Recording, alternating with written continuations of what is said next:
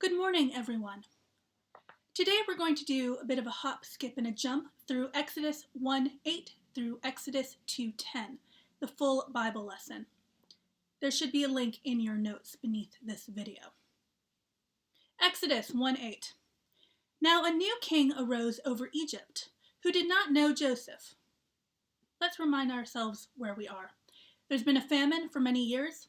Joseph, who was a slave, became advisor to Pharaoh, or the Egyptian king, and he invited his father, all his 11 brothers, and all their descendants to come live with him there in Egypt, so they would have enough food and be safe. Egypt is a place of solace, a place of plenty. However, as with all dynasties, a new king comes after an old one, and they do not always have the same exact policies. Verse 9. The Pharaoh said to his people, "Look, the Israelite people are more numerous and more powerful than we." This tells us basically that many years have passed, possibly many generations. For the king, the new king, to not know Joseph means that he has forgotten his history. He's not looking in the annals. He doesn't realize or doesn't want to realize what good Joseph has done not only for Egypt, but for the world. He only sees that there are many, many Israelites. More Israelites than there are Egyptians. This also tells us something. We know from this passage that the sons and daughters of the 12 sons of Jacob are intermarrying. They are marrying only among themselves. They are separating themselves from the Egyptians, the people of that land, the native people of that land. And because they are keeping themselves apart, unfortunately, they are able to be picked out from a crowd and easily distinguished, and thus easily targeted. So what does the Pharaoh do? Well, first in chapter 1, verse 11, he decides to oppress them with forced labor, and they create great cities which are named. Seems like a good idea. You have this foreign, these foreign aliens, these foreign people living off the land, eating off the land. Let's use them. easy labor. They don't have rights. That's what Pharaoh is thinking. However, we see this does not quite work out for Pharaoh. Exodus chapter 1, verse 12. But the more they were oppressed, the more they, the Israelites, multiplied and spread, so that the Egyptians came to dread the Israelites. I must admit I find this verse a little funny. In recent decades, we have seen here in America that this sort of thing does happen. When a people are upset, when a people feel like there is no hope, when a people are potentially oppressed, they tend to have more children. We saw this after 9/11, especially in New York and the surrounding area, and we're actually seeing this now. I have been informed in the past week of 6 people I know who are having new babies born into their family starting in January. So when people are unhappy, they find ways to be happy, they find solace in each other, and it kind of backfires for people like Pharaoh. Of course, Pharaoh does not give up. So what does he do? Well, if he can't stop them from having children at this time, he can do something about the children. And so we see Exodus chapter 1, verse 16. Well, starting verse 15. The king of Egypt tells the midwives that they must do something about this. Verse 16. If it is a boy, Pharaoh tells the midwives, kill him. But if it is a girl, she shall live. This is an easy way for population control. If there are no male Israelites born, then they cannot have children with the Israelite women, and therefore another generation cannot be born of Israelites in the future. This is basic birth control 101. And as we see, it doesn't exactly work out for Pharaoh. He wants to control this population desperately, but it's not working out. The midwives, they just say, oh, I'm sorry, Pharaoh. I am totally and completely sorry. But the Israelite women are so hardy, they're so strong, they have children before we can get there. What does this tell us? Well, 1, Pharaoh is stupid to believe that. But you never know. Racial differences, different customs, you never know. And number 2, we know from this that the midwives fear God more than they fear Pharaoh. And point number 3, we know that the midwives, between being called and being able to get to the Israelite women giving birth, takes enough time that this excuse actually is working on Pharaoh. We can conclude from this that the Israelite women are probably living segregated from their Egyptian female counterparts, or rather that the Israelites themselves are living in ghettos that are segregated from the Egyptian population. We also know from historical documents and various things that the Israelite people were living far away from the Nile. The Nile was, of course, the main river in Egypt. It still is, obviously. But that is the area where all of the fertile ground is. Egypt is essentially a desert nation, and the Nile is the primary source of water. Therefore, only the banks of the Nile going a few miles out are actually fertile ground. So the Israelites, wherever they're living, far enough away so that midwives can't quite get there in time to kill their children just after birth, is somewhere away from the Nile. Which makes the next point rather interesting. Exodus chapter 1, verse 22. Then Pharaoh commanded all his people, not just the midwives, every boy that is born to the Hebrews you shall throw into the Nile, but you shall let every girl live.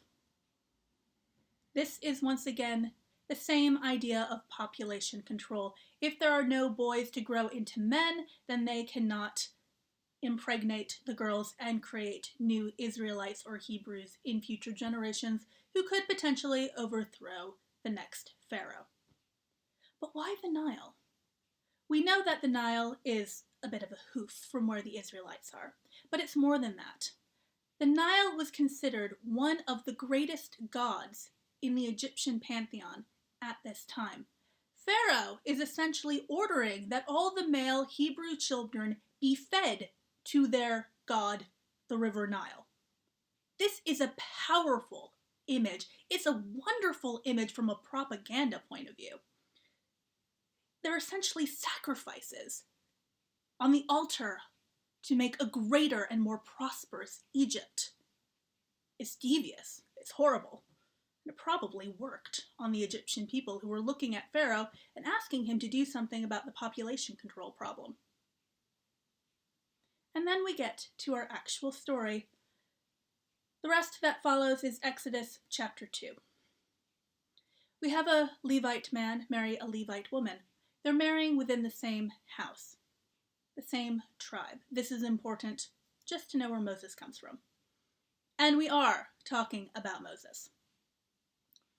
The woman conceived and bore a child, verse 2. But it was a fine and healthy male child. This child was destined, according to Pharaoh, to be fed to their god, the River Nile, so that he could nourish the land of Egypt with his unnatural and early death. Obviously, the mother didn't quite like this idea, so she hid her child for 3 months, which is a feat because the child would be crying. The child, well, he's not crawling around at this point, so he'd be easier to put in a basket if you could make sure nobody heard him. But then it got to the point where she could hide him no longer. Verse 3. When she could hide him no longer, she got a papyrus basket for him and plastered it with bitumen and pitch. She put the child in it and placed it among the reeds on the banks of the river. This is interesting. She builds him essentially a boat, or what is now called a Moses basket.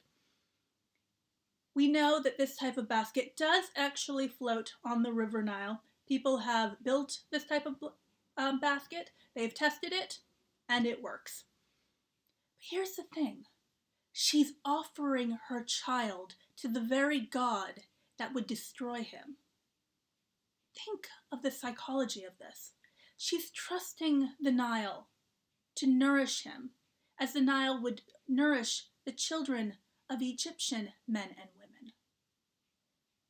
This Levite woman is also trusting that her own God, the God of her forefathers, the God of Jacob, the God of Isaac, and the God of Abraham, will prove stronger, will prove that he can protect her child from this vicious Egyptian river god that would destroy him.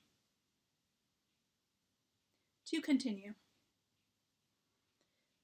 Exodus chapter 2, verse 5. The daughter of Pharaoh came down to bathe at the river. And there, basically, she sees the child. She takes the child. She realizes in verse... I've lost it. There she is. She realizes in verse 6 that this must be one of the Hebrews' children. She knows that this child is a male Hebrew. She knows that an Egyptian woman would never put her baby in a tiny little boat on the Nile and hope that he will survive. What does this mean? Well, we know from the rest of the story that she finds the sister of Moses, gets her to bring the child home and nurse him, probably for 3 to 5 years, before formally adopting the child and naming him Moses, a name that we can assume has some sort of Egyptian origin. Now, we don't know the name of Pharaoh's daughter. People have guessed at it, but there is no way to tell. Women at this time rarely had their names recorded. But we do know that she shows compassion. And we do know that she is allowed to keep the child, that she somehow adopts him, probably in one of the Egyptian temples and makes him as good as her son, makes him of royal blood and birth of the people who are trying to kill him. Now, if she had been a disloyal daughter to Pharaoh, if she had been a child who is constantly telling him that what he is doing is wrong, he could have forbidden this sort of adoption. He could have looked at the child, whether knowing the child was a Hebrew baby or not, and told her flat out no. But he did not, which means that she was an obedient daughter, which means that she was a daughter that Pharaoh at least wanted to please at some basic level. Which makes you wonder why she would have such an idea, why she would look at a Hebrew baby, make sure that the child was nursed, and then adopt him as her own. One theory is that the Egyptian population in general, while they did perhaps see the problem of the Israelites growing stronger and stronger and larger, were against this kind of infanticide. That they did not like the idea of feeding male children to the Egyptian river god. That this was a common enough belief that Pharaoh's own daughter held it. Now we know from the story that Moses grows up as an Egyptian prince, but we know that he never forgets his people. We know that those 3 to 5 years in which he was nursed by his own biological mother probably imprinted on him in some way. Imprinted so strongly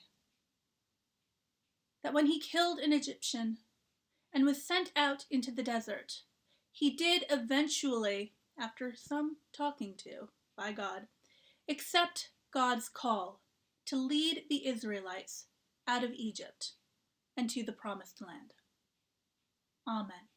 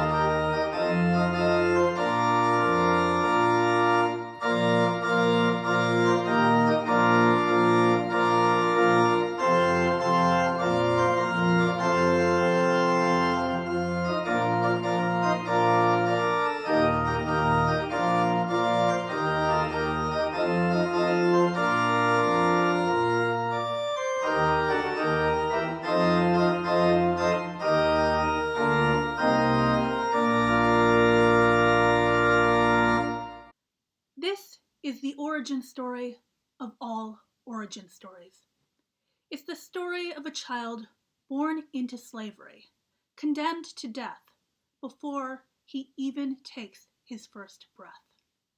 And lo and behold, he is saved through a mother's love, caring, and forethought, and then adopted by the daughter of the very man who wishes to see him dead. It's fantastical. Possibly the best origin story in the Bible, though that is debatable and up to your personal opinion.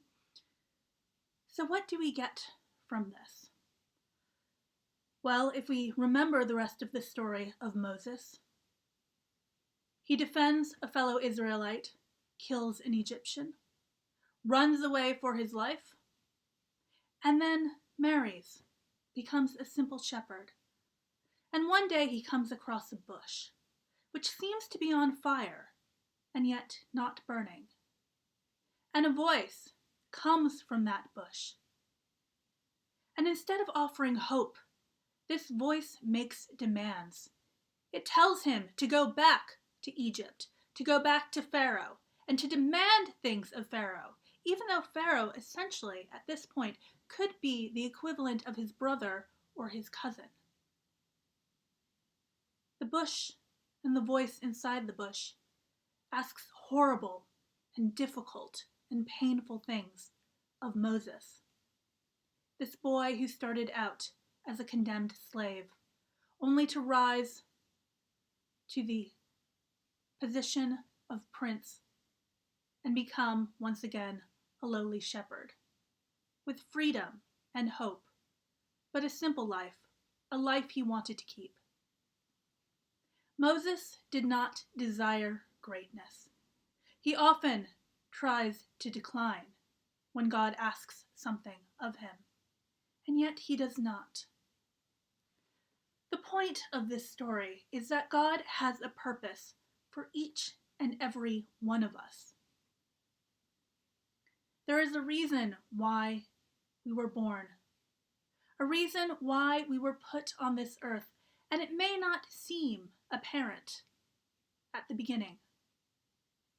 Do you think Moses' mother, when she was nursing him, when he was just a couple of hours old, knew that he would live to see his first birthday, let alone become the adopted son of Pharaoh's daughter, let alone become the man that would free her and all of her people? Of course she didn't. She could not see God's plan. No one can. Moses could not see God's plan when God first spoke to him from that burning and yet not burning bush. The people he led into the desert could not see his plan and constantly went against God's plan, the simplest of instructions. But God did have a plan. He had a purpose for Moses, even though Moses and no one around him could really see it or see it in its entirety. And so we must trust that God has a plan for each of us, that we have a purpose,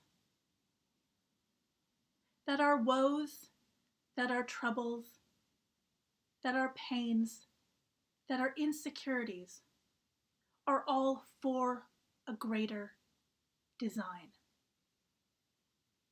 That we are meant for something, that we are special, that God finds us special in our own way, that he desires us to prosper and grow. We see it here in the story of Moses, a simple man who had fallen from a princely position, a man with a stutter who could barely get his thoughts across, let alone the thoughts of the Almighty, one true God. But Moses' mother, a simple Levite woman, trusted in God. She trusted that the God of Abraham would curb the hunger of the river god known as the Nile. She trusted that her son could live. She trusted that her son could have a future. And what a future he had. And so too must we all trust in God. It's difficult. When we are trapped in the daily routine or lack of routine in our lives, hour by hour, minute by minute, we cannot see to the next day, to the next week, and certainly not to the next year. We cannot see God's plan, but we must trust that it is there. We must trust that even if we cannot see it, that God sees it. Amen.